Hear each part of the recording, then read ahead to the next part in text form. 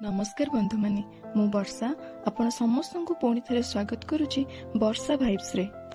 चलतु आज आम कथा हेबा एमिति एक शब्द विषय रे जहाँ थरे कान पड़े आपण आपण पिलादिन को फेरी जिवे। हाँ आज्ञा आज ये कहानी आपण को नहीं जीव आपणकर से पिलादिन सुनेली दिन गुड़ी को जोठारे ना थिला चिंता ना थिला दायित्व थिला कौन कहले केवल हस और खुशी।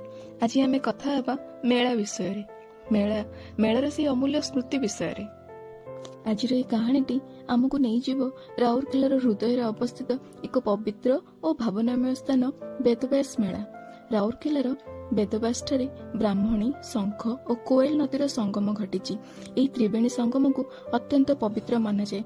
कथा अछि महर्षि बेदव्यास एठारे तपस्या करथिले। प्रतिवर्ष शिवरात्रि समय रे एही मेला बड़ धूमधाम रे पालन करा जाए। राउरकेलार लोक मानक पई बेदव्यास मेला केवल एक पर्व नुहे, यह हूँ स्मृति और पिलादिनर अनुभूति। कौन आज्ञा आपणकर भी से पिलादिनर स्मृति गुड़िक मन पड़ुछि ना? किभली बापा हाथ को जोरे चापुड़ी धरी भिड़ मध्य चलवा भय लगुला सत हजि जीवार, किंतु से हाथर आश्वास आमको सुरक्षित रखुला। मेलार गेट टी पार होला परे आज्ञा दूर कौन देखा जाए कहतु तो? रामदोली। रामदोली एक झूला नुहे तो यह होउथिला आम हिम्मतर परीक्षा। अनेक पिलांको पई यह होउछि एक स्मृतिर कहानी।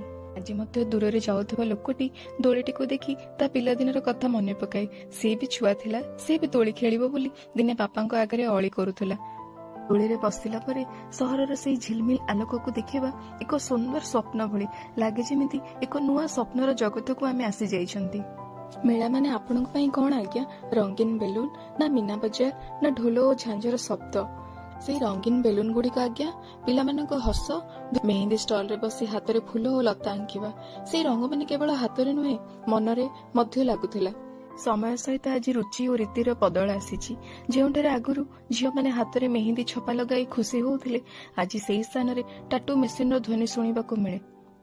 छाड़ू मेहंदी हो कि टाटू हो, दुहेर मनरे खुशी और निजस्व पसंद रखे। फरक केवल समय और पीढ़ीर।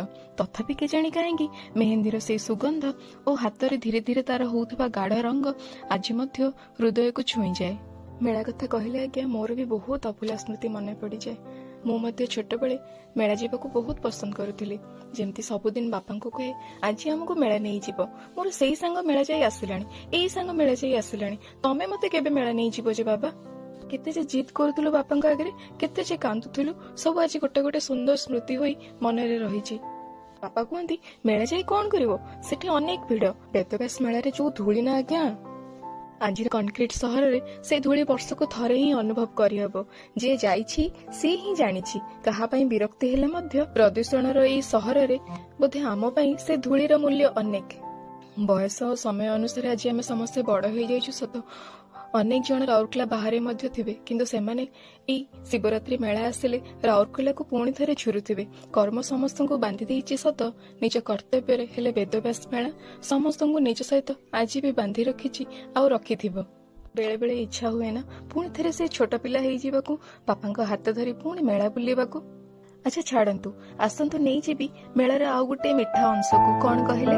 से होछि मथुरा केक। मेलार गोटे कोणरे गरम गरम मथुरा केक थाए। हाथ में कागजर प्लेट, गरम धुआं उठुवा केक खाइले सते जेमती मन भरी जाए। से स्वाद आज मध्य कौनसी बड़ ब्रांड केक सह समान होई परिबो नाही। खाली मथुरा केक नुहे आज्ञा, मीठा खजा, जिलेबी, गरम घुगुनी से सुगंध आज मध्य मन को छुईजे। आउ से बरफ खसा आइसक्रीम आपणकर मन अछि ना? आम पई सेटा थिला स्वर्गर स्वाद। मां को जिद्दी करी कहउथिले मते बरफ खसा आइसक्रीम दरकार। मां कोन कहउथिले ठंडा हेबो। तथापि शेषरे आम हाथ रे आसी जाउथिला से रंगीन कपटी। जीव लाल हो जाउथिला, हाथ ठंडा रे कंपुथिला, किंतु मन खुशी रे भरी जाउथिला। आज तो मॉडर्न आइसक्रीम पार्लर आसी गलानी, अनेक फ्लेवर आसिलानी, किंतु से बरफ खसार सरल स्वाद, से मेलार धूलिमिशा परिवेश, से पिलादिनर खुशी आउ कोठी मिलिबनी आज्ञा। कौन आज्ञा आपन को मध्य ये स्मृति मन पड़ुछि कि? बेदव्यास मेला आज्ञा एमिति आसे और एमिति पळाए। 15 दिन कम से कम मेला पड़े, पुणी अपेक्षा थाए आर बरस को। सेथिपई पर लागे मेला आमको एक बड़ सत्य शिखाए। जीवन मध्य एक मेला परी आलोक जलुଥାଏ पुणी लिभि जाए। लोके मिलती पुणी विच्छिन्न हो जाती, किंतु स्मृति सेगुड़िक चिर काल आम सह रही जाए। पिलादिनर से मेला आज केवल एक स्मृति। ସତ କଥା କହିବି ଆଜ୍ଞା, ଆଜିର ସେଇ ମେଳା ହୁଏତ ବଦଳି ଯାଇଛି। ଠେଲା ଗାଡିରେ ଆଉ ଆଗ ପରି ସିରାପର ସ୍ୱାଦ ମିଳୁନାହିଁ। କିନ୍ତୁ ଯେତେବେଳେ ମୁଁ ଆଖି ବନ୍ଦ କରୁଛି ନା ଆଜ୍ଞା, ସେଇ ବରଫ ଖସା ଆଇସ୍କ୍ରିମ ଥଣ୍ଡା ସ୍ୱାଦ ଆଜି ମଧ୍ୟ ଜିଭରେ ଲାଗିଯାଏ। ମାଙ୍କର ସେଇ ମମତା ଭରା କଥା, ବାପାଙ୍କର ସେଇ ସୁରକ୍ଷିତ ହାତ, ସବୁକିଛି ମନର ପଟ୍ଟଚିତ୍ରରେ ପୁଣି ଥରେ ଜୀବନ୍ତ ହୋଇଯାଏ। ସମୟ ବହୁତ କିଛି ନେଇଯାଇଛି, କିନ୍ତୁ ସ୍ମୃତିକୁ କେହି ନେଇପାରିବେ ନାହିଁ। ସେଇ ବରଫ ଖସା ଆଇସ୍କ୍ରିମ ଏକ ଛୋଟ କପରେ ଲୁଚିଥିଲା ଆମ ପିଲାବେଳର ସବୁଠୁ ବଡ଼ ଖୁସି। ଆଉ ସେଇ ଖୁସି ଆଜି ମଧ୍ୟ ଆମ ହୃଦୟରେ ନୀରବେ ହସୁଛି।